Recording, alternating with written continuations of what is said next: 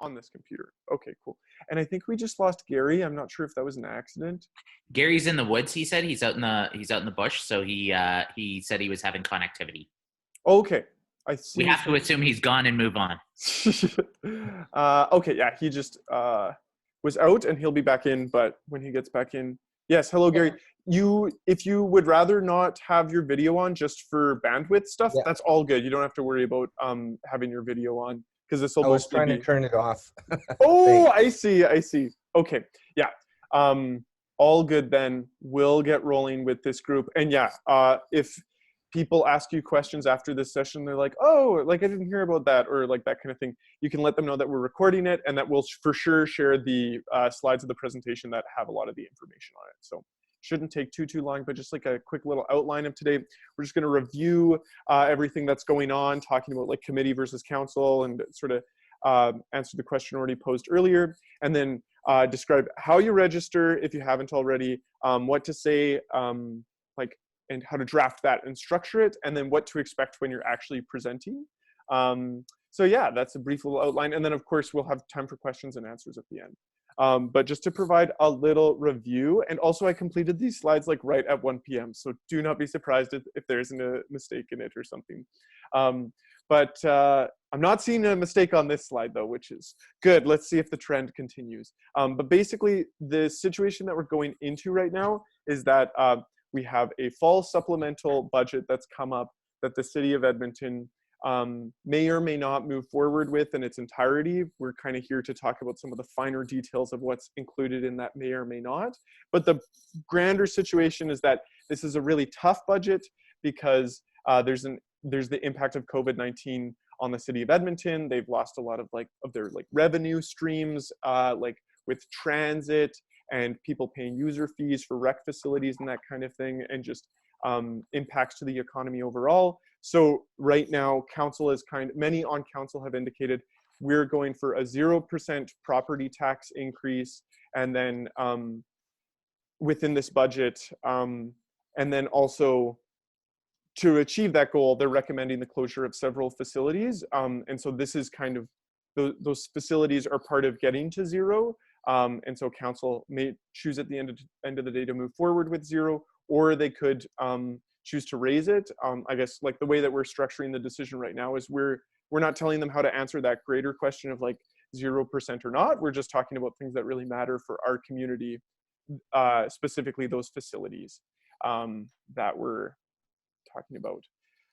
So just to cover the committee versus council thing, the committee that was supposed to be on December 1st that Julie would have talked about on Monday, that was like a very specific thing about a very specific issue, but that's been canceled and pushed back to February. It kind of related to rec facilities and that they were looking at alternative financing mechanisms for building and operating those facilities.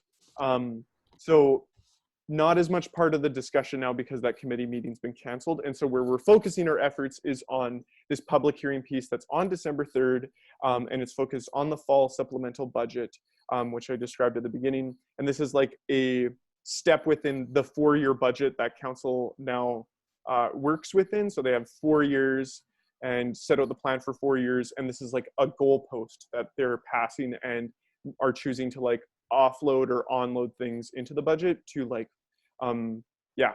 as part of like a check-in kind of thing. And the other thing to note is that dependent on how many people sign up, there could be more dates that are added. And that would likely be in the following week, maybe on the Monday or the Wednesday kind of thing. I'm not really sure though. But December 3rd will be dedicated like 9:30 to 8:30 practically for the public hearing. So how to register if you didn't know how yet would be just looking up Register to Speak Edmonton. It should be the first thing that shows up. You might have to look up City of Edmonton or Council, but it's basically a Google form that explains everything, or like has all the questions and will pull in your information so that you're able to register. And so here's the questions that they're going to ask you. And so some of them are pretty clear, like what's your first and last name, like that. I'm sure I don't need to explain that any further.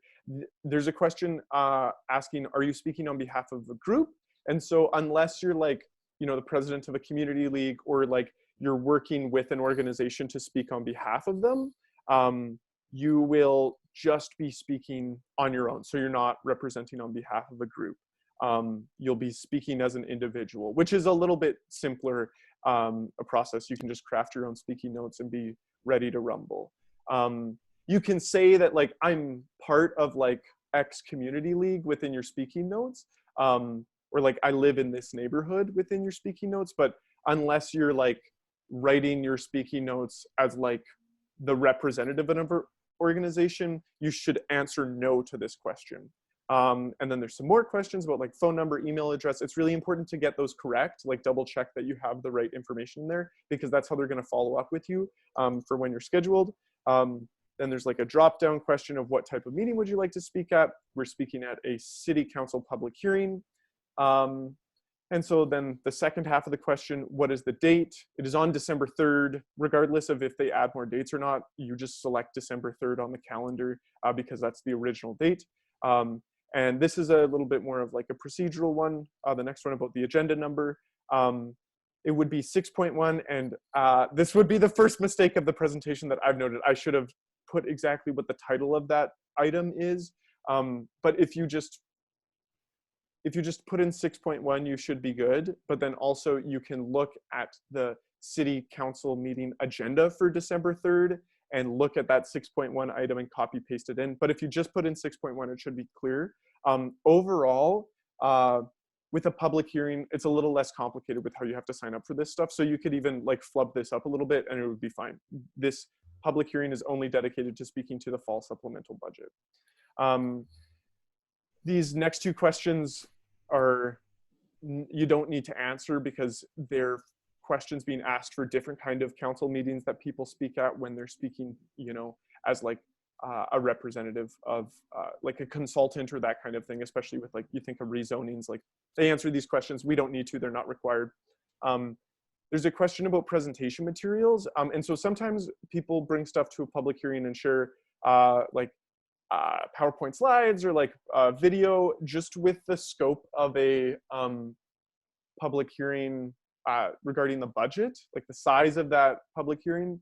You know, I'd advise that you just have speaking notes and then you just prepare to speak for 5 minutes and that's about it. You can like submit a slide deck or that kind of thing, but it's onerous on the process. It kind of slows down things a little bit. And a lot of the time, especially with how we're working now online, it's a little bit like you can't point to stuff on the screen, like in the room with everybody. So it's kind of best to just keep yourself to just the speaking notes. Please, and then if you have any other information that you need to provide, you can. So like, we'll get to talking about scheduling and that sort of thing, but you can let them know that maybe you're only, if you do have a very specific, like if you have an appointment on the 3rd or that kind of thing, you could let them know about that or that sort of thing. But yeah, just any other information. So I kind of gone through the first half of the slide deck so far. I'm just wondering if there's any questions hitherto.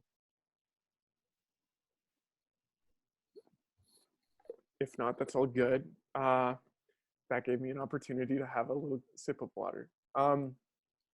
We'll now talk about like prior to structuring speaking notes, we got to think about like why we are here in the first place. And so you're here today probably to talk about like rec facilities within your community. And so really that's just going to be one very specific thing within this like $1 billion capital and operating budget. So they're not just talking about rec centers, they're talking about a lot of different things. You don't have to talk to that full scope though. You're there to advocate on one specific part of the process.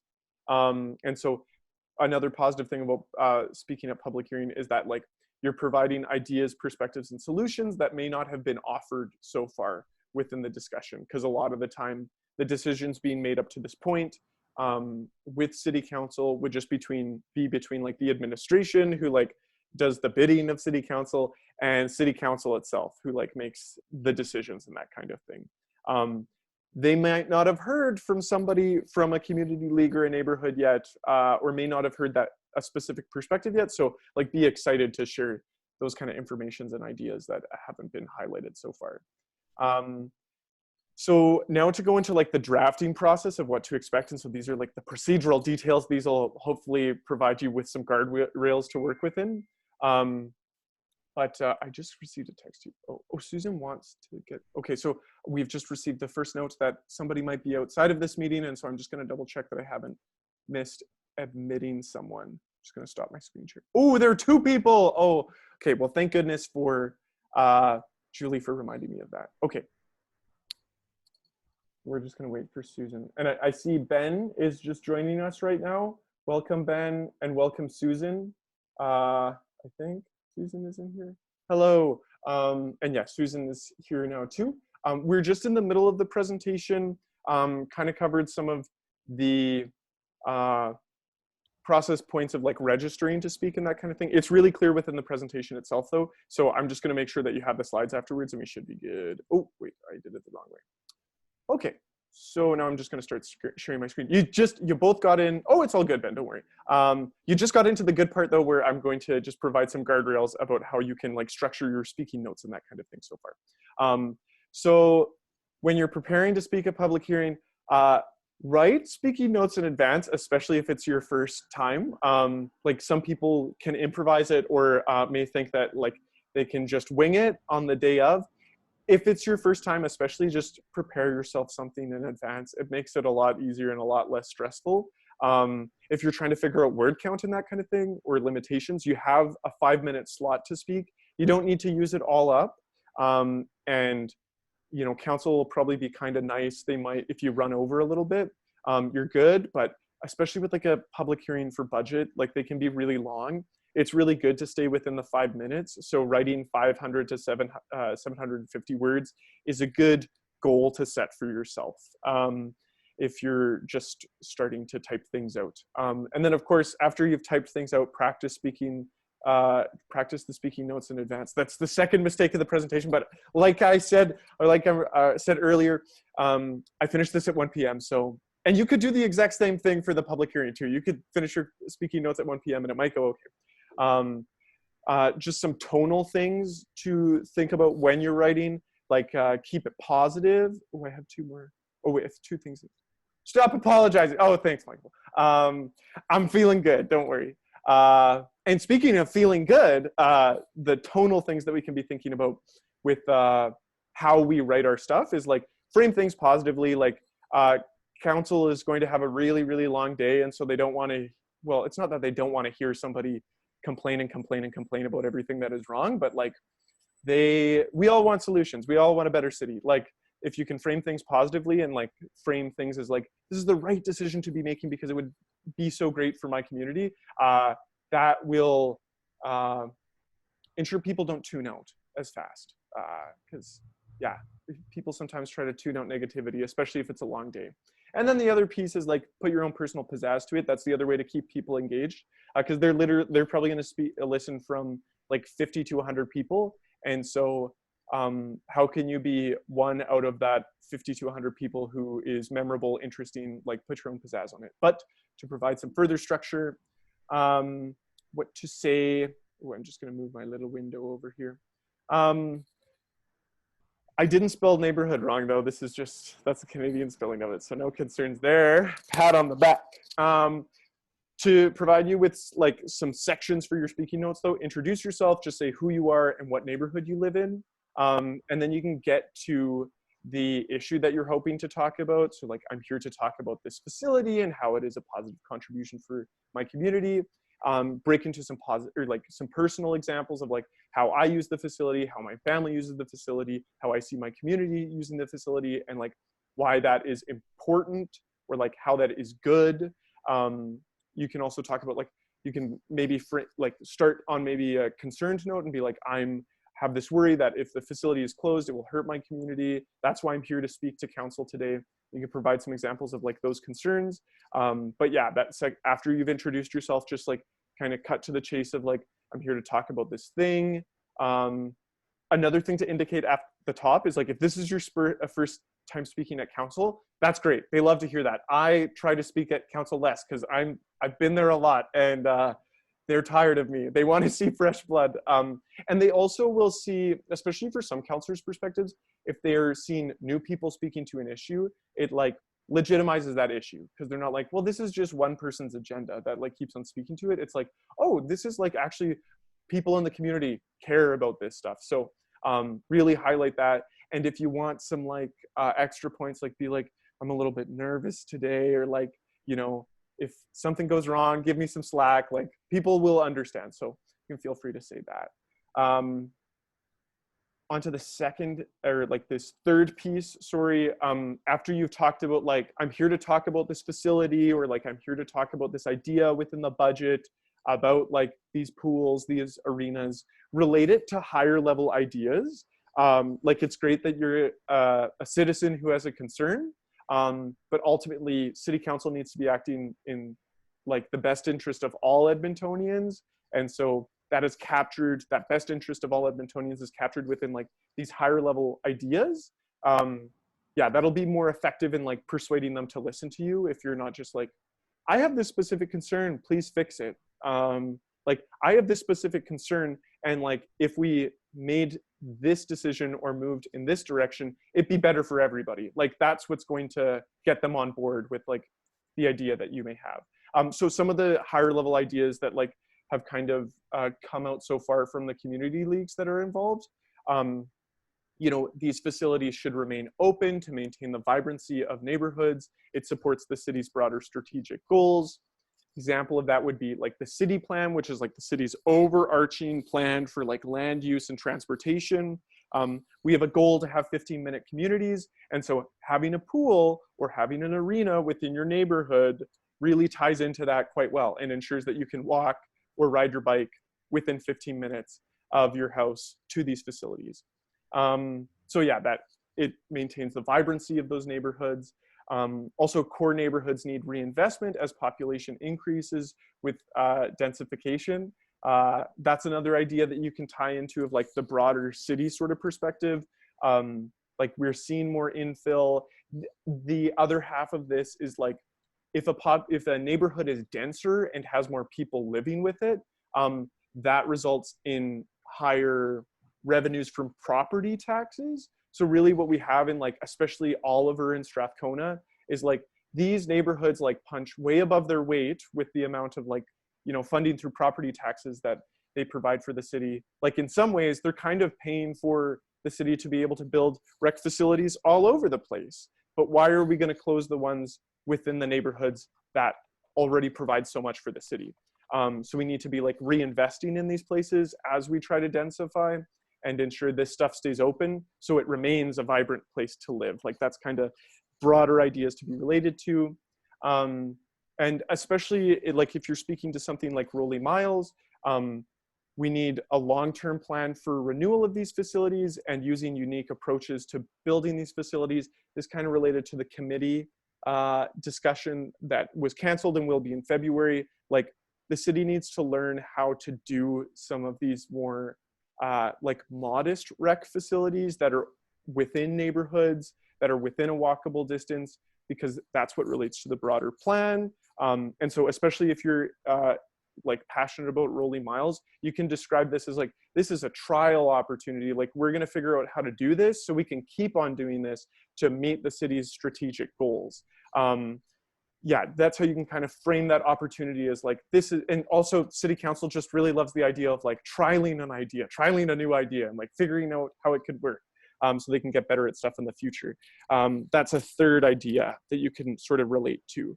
But yeah, if you have ideas outside of this too, feel free to like explore those more. The most effective place to like bring your personal side into it is like on this previous slide, when you raise the issues you're hoping to talk about, that's where you can talk about yourself and talk about your own personal experiences. But this third piece of your speaking notes, you can talk about these general ideas. If you have your own general idea, just make sure it like kind of relates to like the city overall, because that's how you're gonna, you know, provide a path forward for council that like works for people in their ward, works for the whole city. That's what we're trying to do with this third piece. And so onto the last 2 points now. Try to summarize your key points, like review the topics you raised and why it's important to your community. So that review the second piece, review the third piece of like tying it to higher level ideas. And if you can, one of the last things you should say is like summarize this into an action statement. So like, I am asking council to do this thing. to build a great community. Like, I'm asking you guys to do this thing because it relates to the higher level ideas. That's a good way to frame it and is more memorable. It'll have like the impact of like, okay, they were asking for this specific thing. Sometimes speaking notes can like not really go anywhere, and then the person's done speaking and they're like, well, what did they say? Like, what do they want? Just summarizing a key action statement is good. And also think like, instead of just being like, I want this thing, Finn, you can say, I want this thing, and thank you so much for the opportunity to speak to you today. That's a good way to tie it off on like a positive note. And so, yeah, the only other thing to cover is what to expect on the day of. So like on December 3rd, the speaking order is determined by registration. So if you haven't registered yet, like people have already registered, they'll be earlier in the order, and then you'll register, there'll be people after you. So I'm not sure how many people have registered so far, but the longer you wait, the later in the day you will be, basically. You'll be within 18-person panels where all speakers, like all 18 people, will have 5 minutes to present, and then council will ask that group questions. They'll point questions to specific individuals within that like randomly set up 18-person panel. So there'll be like multiple of these 18-person panels throughout the day where you have the speaking and then the questions, and then you go to the next 18-person panel. You can find the speaking order under, and I didn't know this for a while, and so there were multiple times where I was just like sitting at my computer like waiting to speak, and I was like, I don't know when I'm going to be, and then it would like randomly pop up. I would be so scared. So this is a hack. Council and committee meetings, that website, if you go under meeting updates, they'll post the speakers list there, and they're likely going to be updating it a lot. It's not there right now, but once it's up, it may be updated a lot because there'll be lots of people on that list. There will be a coordinated panel of leadership from community leagues, and as they'll be the ones like representing on behalf of a group, they'll probably get most of the questions. And so as an individual speaker, you will likely not be asked questions. And if you're answering a question from a counselor, remind yourself you're only there. Oh, number 3, mistake, it's okay. You're only there to talk from your own perspective. You're not there, like if you signed up as an individual, you're only there to speak on that perspective. And if a counselor asks you to speak on behalf of an organization, you don't need to answer that question. Yeah, just as a heads up. But counselors are pretty good at like understanding like who's there as an individual and like how do I ask them questions, and who's there from an organization and how do I ask them questions. That pretty much covers everything. And so anybody's able to ask a question now, and we can, yeah, just kind of have a quick little discussion. So feel free to shoot.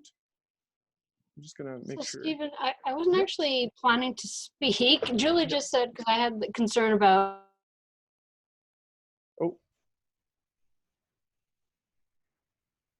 Sorry, did I lose? Was I the only one who lost Nicole? Oh, sorry. Sorry, Nicole, we just lost that last little bit. Because you were saying that you weren't planning on speaking to council. So you're probably writing a letter or like writing an email instead? Yeah, I'm involved in the other committee that Julie wants 500 people to say, yeah, we'll buy membership. But I did mention to Julie that I'm concerned about, the level of tax that we pay here. And that we need something new in the area. I live in an infill house. Mm-hmm. The level of tax is crazy that I pay in this house. Yeah, especially because I own houses in other parts of the city. Mm-hmm. But yeah, I guess, I don't know. No, it's all good. I think this idea, like the property tax and the 0%, like I don't, like the community leagues haven't set up in a way that be like, okay, we need to raise property taxes to have this stuff. Like really, we're here, like if you're talking about this facility piece, we're here to talk about the facilities, and like they may be able to cut from other areas to make that decision, or to ensure the facilities stay open, or maybe it's a small increase. But I think to relate to some of the broader level ideas, like the way that municipalities finance themselves or like pay for this stuff is like not working. And like this budget discussion is a really good example of like relying so heavily on property taxes is burdenous to like landowners, and can put people in really difficult spots. So that's why having the that committee meeting would have been really nice, because that was alternative financing mechanisms. So like, how do we work outside of property taxes to get this stuff done? Because we all want it. Like, this is a valuable thing for like a vibrant community. So yeah, that would be kind of how the property tax discussion would fit into this, is like, yeah, we recognize that like property taxes can be really high, and can be like burdenous to folks. And like, we need to start thinking of other ways to raise revenue to like get this stuff done. So yeah, hopefully that Sorry, provides a response. I meant it more of it needs, like, constructing a new facility needs to be kind of in line with the or with infill in the area, because we are getting a lot of new infill, possibly younger families. So just that's a good, I guess, yeah. So I just wanted to give my thoughts on, yeah, it would definitely be in line with the amount of property taxes that we pay for this area. And like the example of like densifying an infill, like that's how you build a more financially like efficient city to service and that sort of thing. So yeah, like moving down this path where we support density with amenity is very important to, in the long term, make like budget decisions easier, because we have a less expensive city to pay for. But yeah, it's a really good point to raise, and like it can be brought up in like, yeah, maybe that one a larger idea. But yeah, if you're able to write a letter, you can totally use a similar format to the speaking notes. Okay, so there's a letter writing campaign as well. Okay. You're able to. Yeah, we don't have like Okay. a whole campaign set up, but like people could use the same structure as the drafting speaking notes. Okay. Sweet. Yeah, but all the questions. Yeah, we still have 15 minutes, so, or 13. But yeah, if anybody else has questions, go for it. I was Not just so much- gonna say. Oh, Go ahead. go ahead. Oh, and it was not so much a question, but more of a statement. River City Recreation is the operator. If I don't know if everybody knows that. For Skona, right? That's for Skona Pool. Yeah, that's the company that I have, and I've ran this the facility now since 2009, and so I'm willing to continue doing that. So I'm not going to walk away and abandon that. The city came to me, just so there's some context. They came to me when the pandemic started, and I do get even though the pool is closed, I get 25% of my contract. And the way the contract is, it's really a shoestring budget. The way the facility or my company actually it doesn't make any money. It's really a community service, just so people understand that as well. I don't know if I should speak or present at this, because it might look like yeah, the guy just wants his company to run. So I kind of stay in the wings. I listen, I answer. If people have questions about about how the pool is run and so forth, I'm there to help facilitate that as well. Excellent. Okay. Yeah, no, thank you, Gary. I just wanted to let Nicole and other people know that Julie Kusiak, right, our QA president, she has a template for letter writing. So I don't know, Nicole, did you receive that? Sorry, noisy here. Did you receive that letter writing template? I can ask Julie about it, just because I am on the other committee. I've got some duties with the other one to get the 500 responses in 5 days. But yeah, I can definitely ask Julie about that. So I'd like to see the template myself. Yeah. So I think if you've been on this MailChimp like emailing list, like you would have received an update earlier this week. Yeah, I'm pretty sure we'll follow up early next week, or I'll text Julie really quick after this meeting and just check when the next update is coming out, and to ensure that this letter writing piece is included. I'm pretty sure it will be, but yeah, we should, if you're not already on that list, maybe just shoot your email in the chat and I'll make sure that you get added to the list.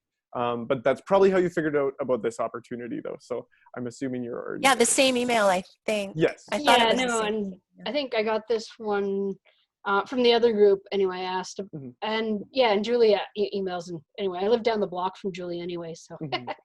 Excellent. Yeah, I see Yeah. Ben has, or Susan, was that all that you had to raise there? Or? Yeah, I'm good.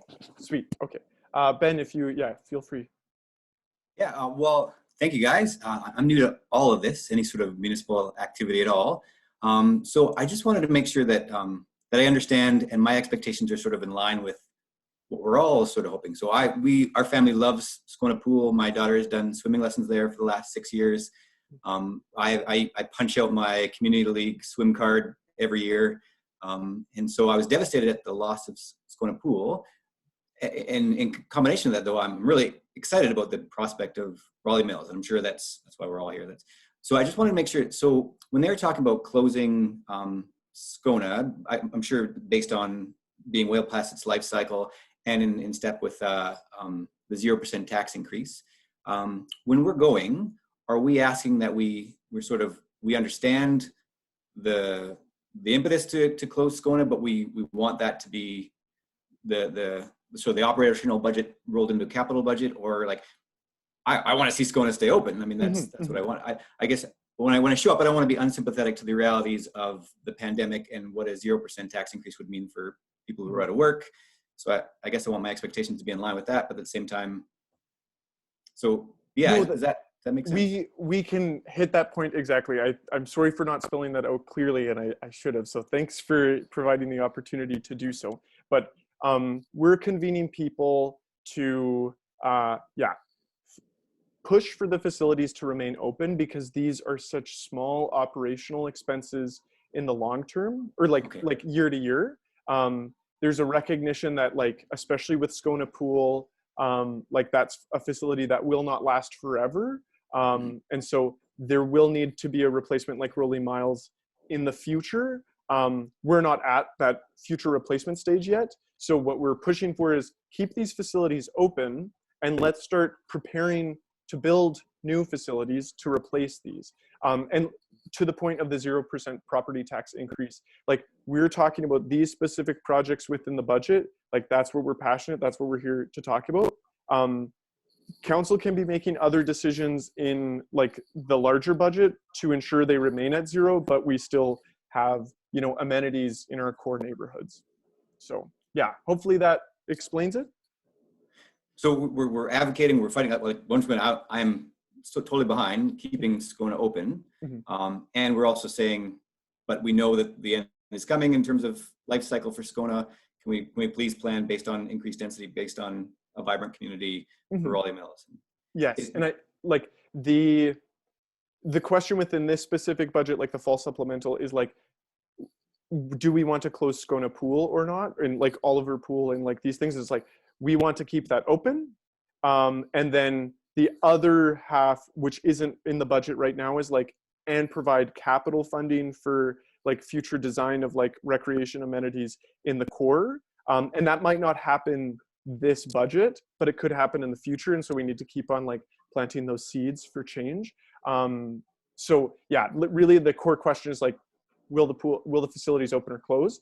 And we're fighting for them to stay open. But in the long term, we need to push for, you know, funding for amenities to replace existing amenities. Yeah. And just one point that Julie said, basically, if anything big blows at Scona Pool, that's it. There's no money to fix anything. Yeah. So we don't know how much life. I don't know what you mean. The pool from an operator. Gary, you're kind of cutting in and out a little bit, but I think I don't think what Nicole is saying is that the pool is like on its last legs. It's just like the city would not be able to, if there was an issue, remediate the issue. Correct. Not saying that a issue exists at this point. Yeah, at this point, just to ensure everybody, the place is in decent shape. Yeah, and it's fun. I love swimming there. I miss it. Excellent. You know, they put a fence, some issues, the envelope and so forth. Can you still hear me, everybody? Yeah, we got Oh, the good. piece on the Yeah, fence. I'm Yeah, sorry. can hear you. It's kind of going in and out. But one of the things I want to quickly say is that in my belief, once SCONA is shut down, like if they shut it down now, um, my thoughts are the next step of getting Rolly Miles built will be just that much more difficult because they're taking something away. It takes 4 years to even get to the next stage.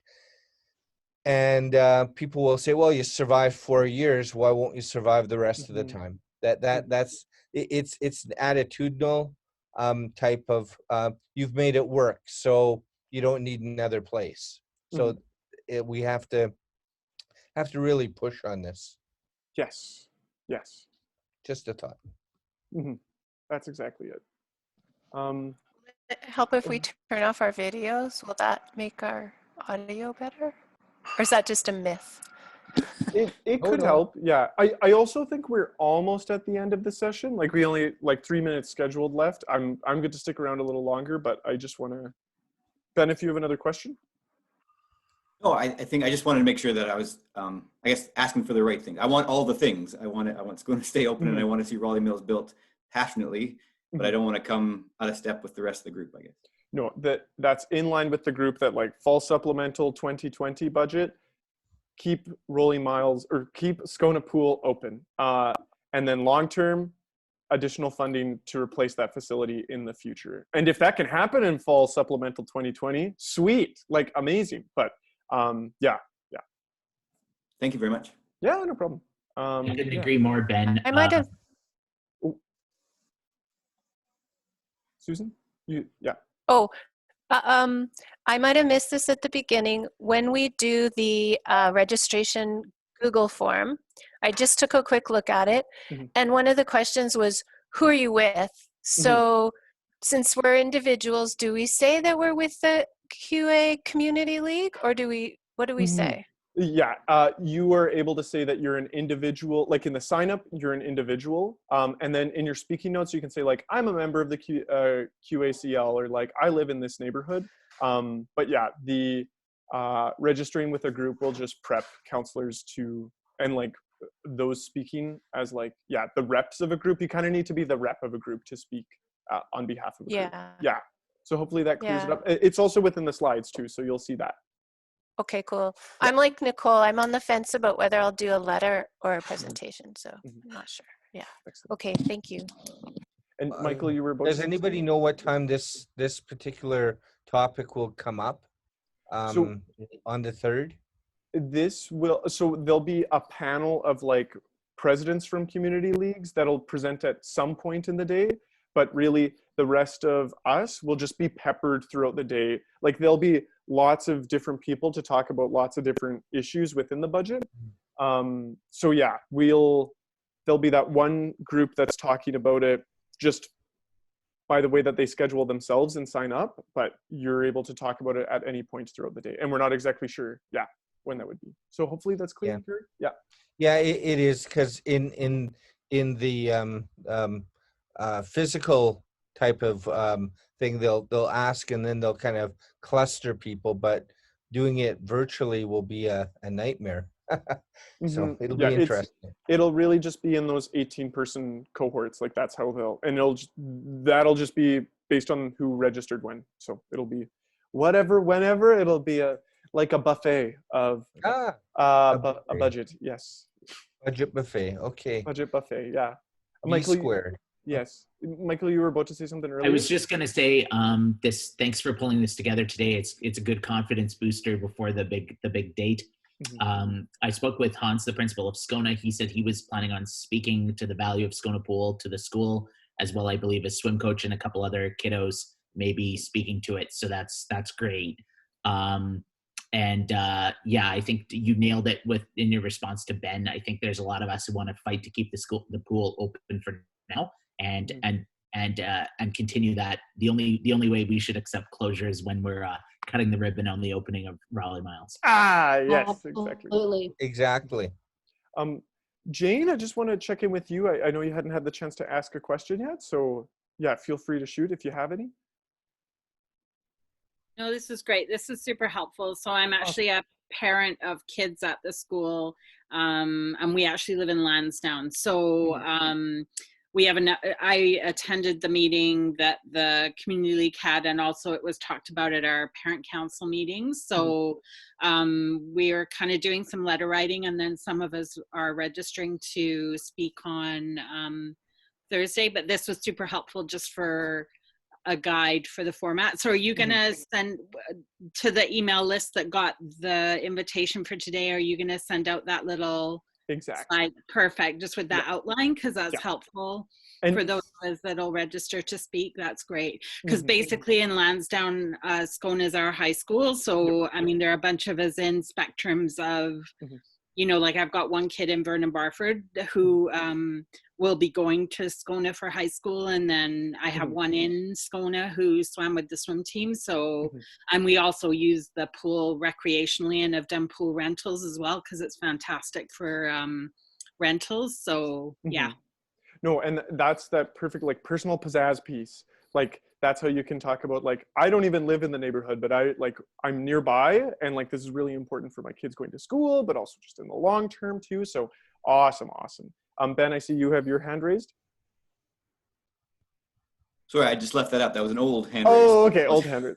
I didn't take it down. Wouldn't it be funny though? Like, I always think about like just magically translating everything that happens in a Zoom meeting into like a classroom or like a meeting, and like, just imagine if you had your hand raised the whole time, and then we answered your question, but your hand was still up, and then I was like, oh, is everything? Yeah, no.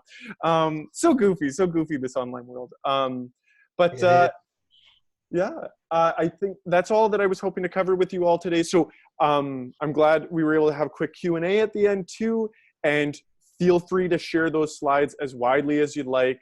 My name isn't even on them, so they can't figure out who made those 3 mistakes, but I don't give a heck. You can assign it to me if need be. So if there's no other questions, I'll let you all sign off. And yeah, you're welcome. I'm glad I'm good for something. I know how to help people speak. So I'll wish you all a good rest of your Saturday. You're welcome. Yes, thank you. Thanks for doing this. Have a good day. Bye-bye. Appreciate it a lot. Bye. No problem.